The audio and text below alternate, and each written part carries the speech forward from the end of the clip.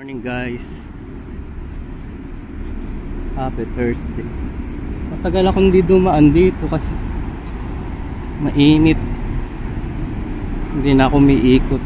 Ngayon lang ulit ako dumaan, pero pag taglamig lagi ako dito dumaan. Umiikot ako para exercise.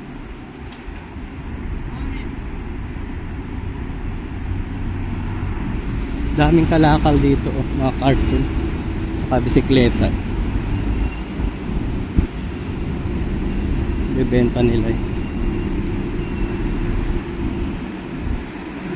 Daming bike ko. Napasubo yata ako sa lakad. Init. Dito umihinto yung mahabang train. Ayan. May mark yan sila dito. Ayan. Nakatayo na.